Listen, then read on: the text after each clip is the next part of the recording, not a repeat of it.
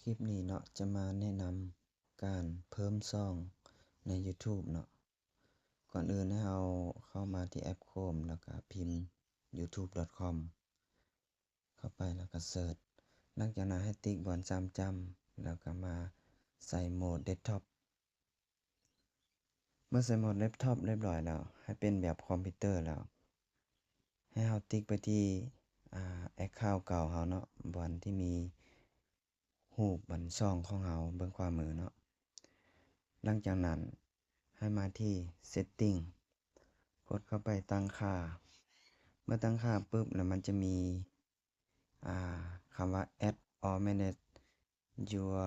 channel คลิกเข้าไปเนาะติ้งหลังจากนั้นมันจะมีคำว่า create a channel เนาะก็คือสร้างช่องนั่นแหละ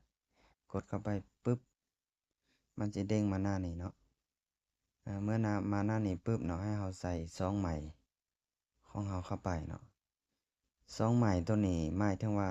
มันร่วมเดียวกับอีเมลเก่าเนาะแต่ว่าเราจะสามารถสร้างได้แบบหลายๆช่องโดยที่ว่า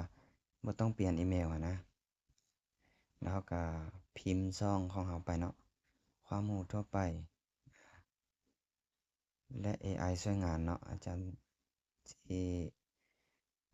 สร้างช่องแบบนี้เนาะหลังจากเราเขียนชื่อช่องตามที่เราต้องการแล้วเนาะแล้วมันจะถ้าว่ามันผ่านเนาะมันก็จะมีติ๊กสีเขียวขึ้นนี่เนาะเมื่อมีติ๊กสีเขียวเข้านี่แสดงว่าช่องของเรานี่ผ่านบ่ซ้ำกับชื่อของไผเนาะหลังจากนั้นให้เราเข้ามาที่ create channel เนาะก็คือสร้างช่องนั่นแหละคลิกเข้าไปปุ๊บมันจะรอเนาะขึ้นกับเน็ตไวเน็ตช้าเนาะของแต่ละคนหลังจากนั้นมันก็เด้งมาตัวนี้เนาะที่ว่าการสร้างช่องใหม่สำเร็จเนาะตัวนี้ผู้ใดจะแอดรูปผู้ใดกะเกียมรูปไว้แล้วเนาะจะแอดรูปเข้าไปก็ได้หรือจะมาแอดภายหลังก็ได้เนาะอันนี้แม่นจบในการสร้างช่องใหม่ในโหมดมือถือเนาะหลังจากนั้นเราก็คลิกที่3จำแล้วก็ไปคลิกอันโหมดมือถือโหมดเดสก์ท็อปออกเนาะให้เป็นโหมดมือถือเนาะแล้วมาเบิ่งโหมดมือถือมันจะเป็นหน้าตาแบบนี้เนาะหลังจากนั้นให้เราเบิ่งมันจะมีอยู่นี่เนาะช่องของเราจะเข้าไปปรับแต่งได้ตามใจที่เราต้องการเนาะอันนี้ก็ถือว่าการสร้างช่องใหม่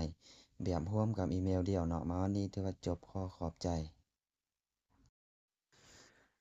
หลังจากที่เราเข้ามาที่ช่องของคุณเนาะติ๊กเข้าไปทานนี่แล้วก็เข้าไปปรับ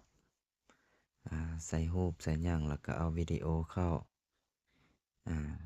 แล้วก็จัดการทุกอย่างก็ถือว่าสำเร็จเนาะในการ